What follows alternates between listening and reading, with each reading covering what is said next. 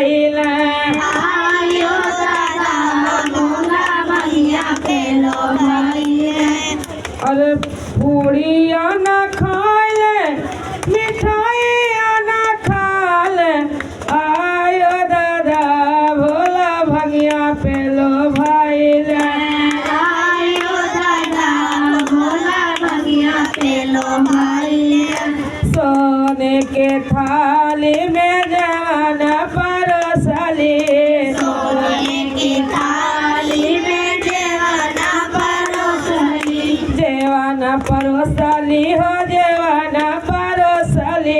जेवाना परोसली हो जेवाना परोसली आखियों न खोला भोला हाथ न लगावेले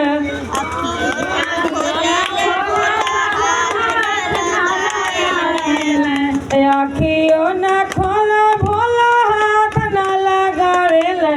आयो दादा भोला भंगिया पेलो भाईले आयो दादा भोला भंगिया पेलो भाईले आयो दादा भोला भंगिया पेलो भाईले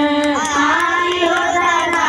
भोला भंगिया पेलो भाईले सोने सुराही गंगा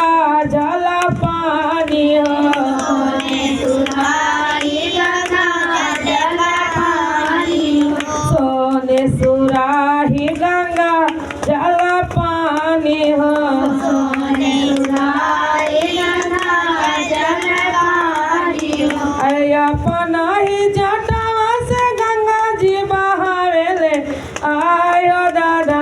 भोला भंगिया पेलो भाईले आयो दादा भोला भंगिया पेलो भाईले आयो दादा भोला भंगिया पेलो भाईले आयो दादा भोला भंगिया पेलो भाईले पहिला में दया मांगे दूसरा में चर्चा पहिला में दया मांगे दूसरा में चर्चा पहिला में दया मांगे दूसरा में चर्चा पहिला में दया मांगे दूसरा में चर्चा अरे तीसरा में शिवा गुरु नमन कराइले आयो दादा भोला भंगिया पेलो भाईले आयो दादा भोला भंगिया पेलो भाईले आयो दादा भोला भंगिया पेलो भाईले